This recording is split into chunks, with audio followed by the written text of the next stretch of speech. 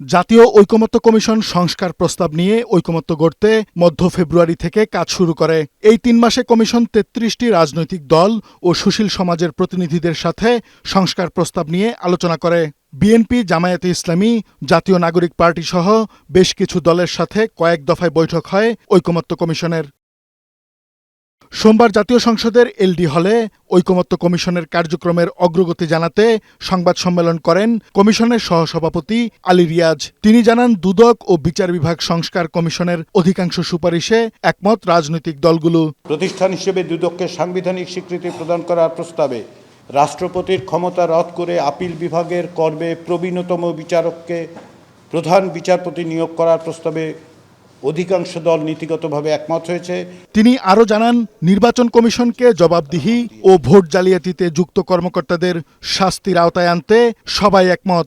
সীমানা নির্ধারণের জন্য একটি আলাদা স্বাধীন সীমানা নির্ধারণ কর্তৃপক্ষ গঠন করার ব্যাপারে অধিকাংশ দল নীতিগতভাবে একমত। সাংবিধানিক দায়িত্ব পালনে ব্যর্থ হলে কিংবা শপথ ভঙ্গ করলে কমিশনারদের মেয়াদ পরবর্তী সময়ে উত্থাপিত অভিযোগ প্রস্তাবিত সংসদীয় কমিটি তদন্ত করে সুপারিশসমূহ আইনানুগ ব্যবস্থা গ্রহণের জন্য রাষ্ট্রপতির কাছে প্রেরণের বিধান করার ব্যাপারে বেশিরভাগ দল নীতিগতভাবে একমত হয়েছে। মানবতা বিরোধী অপরাধের সঙ্গে অভিযুক্ত ব্যক্তিদেরকে সংসদ নির্বাচনে অংশগ্রহণ থেকে বারিত করার লক্ষ্যে মানবতা বিরোধী ট্রাইব্যুনাল আইন ও আরপিও সংশোধন করার ব্যাপারে মিশ্র প্রতিক্রিয়া দেখিয়েছে দলগুলো। বর্তমান পাবলিক সার্ভিস কমিশন পুনর্গঠনের মাধ্যমে ৮ সদস্য বিশিষ্ট পৃথক ৩টি পাবলিক সার্ভিস কমিশন গঠন করার ব্যাপারে অধিকাংশ দল নীতিগতভাবে একমত পোষণ করেছে। প্রাদেশিক শাসন ব্যবস্থা চালু করা, বিদ্যমান জেলা পরিষদ ব্যবস্থা বাতিল করা, ওয়ার্ড মেম্বারদের ভোটে পৌরসভার চেয়ারম্যান নির্বাচিত হওয়া এবং উপজেলা পরিষদের ভাইস চেয়ারম্যান পদটি বিলুপ্ত করার প্রস্তাবে বেশিরভাগ দল একমত হয়নি।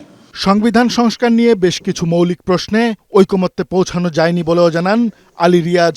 তত্ত্বাবধায়ক সরকার পুনঃপ্রতিষ্ঠার ব্যাপারে রাজনৈতিক দলগুলোর ভেতরে কোনো রকম দ্বিমত নেই। দ্বিকক্ষ বিশিষ্ট আইনসভা গঠনের ব্যাপারে অধিকাংশ দল নীতিগতভাবে একমত হয়েছে।